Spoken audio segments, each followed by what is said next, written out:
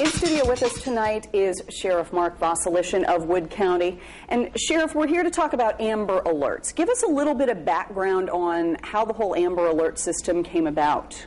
Actually, it started back, George Bush started it in 2003.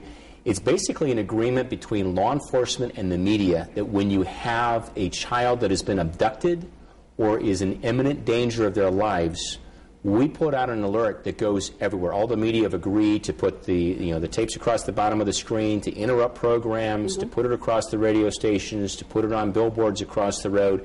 So it's basically a joint effort between law enforcement and the media to get the word out as soon as possible. And that's the vital thing with missing children, is to get the word out quickly as we possibly can. Now, it's not only on the air on television and radio that we see it. You're working with the highway signage, so people can see it on the highway in case you're looking for a particular car. What other places does this information go out? Is it going out to mobile devices and that Absolutely. sort of thing? It goes to your imagination, all you can imagine that we do today with getting information out to people. It's doing all those things, from text messages to all the law enforcement leads terminals. It's putting out printouts to all of them. It's just contacting every way we know to get the word out. The internet, of course. Yes. So it really is a all-encompassing way of getting the word out about a missing child. Well, that's pretty good coverage. One thing that we thought was sort of unusual on Friday night when word first came down about the 3 missing Morenci boys is that we were notified that there was going to be an Amber Alert, and we're given the pictures of the boys, but it wasn't until after our 10 o'clock newscast that the Amber Alert was actually issued. Now, we had gone ahead and told people that, we had been told that there was going to be one. What's the time delay possibly about in that case? Well, I can't speak specifics to the Morenci case, but there are certain things that have to happen before we can issue an Amber Alert, because, again, we don't want to, A, cry wolf, or B, abuse that relationship that we have with the media on the Amber Alerts. So it, first of all, has to be determined that the children are under the age of 18. And again, in this case, they were, but they have to be under the 18. We have to believe, law enforcement has to believe, that the abduction poses a credible threat of imminent danger or serious bodily harm to the child. Okay. And again, the information that they may have had there, it may not have been the imminent harm.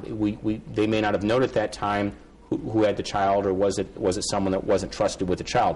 Because again, if you have a non-custodial parent that takes the child, and you can't say, well, just because it's a non-custodial parent doesn't mean they're going to harm the child, that would not qualify for an Amber Alert. We also have to make sure that there's enough descriptive information to put an Amber Alert. We can't just say we have these missing children and not have any information about the abductor, including the kind of car they're in. We have to have that other information for an Amber Alert so people know what to look for. And that, again, is also difficult and also very emotional for people, because they have a missing child and they're like, we'll do an Amber Alert. Well, if we don't know that it was an abduction, we don't know that, that the child's in imminent danger, then we can't do an Amber Alert. Okay. But we have other options. The Amber Alert is not the end-all for-all. Yes, the Amber Alert is a great way of getting out, but there are many other tools that we have to get the word out other than Amber Alert for all those other cases that don't qualify. And again, obviously the Morenci case does qualify an Amber. It was an Amber Alert. But if it had not have been, there is a list of other options that we have. Real quickly, before we have to wrap up, why is it important to get this information out so quickly?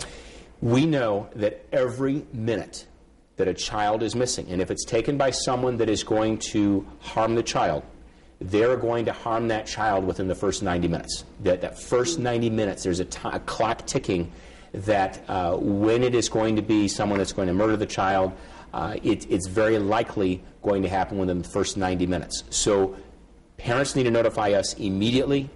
We need to get going on our end so that if, and again, those are very, very small percentages of abductions where the child is harmed, but when it's an abduction, when they're harmed, it's statistically going to happen in the first 90 minutes.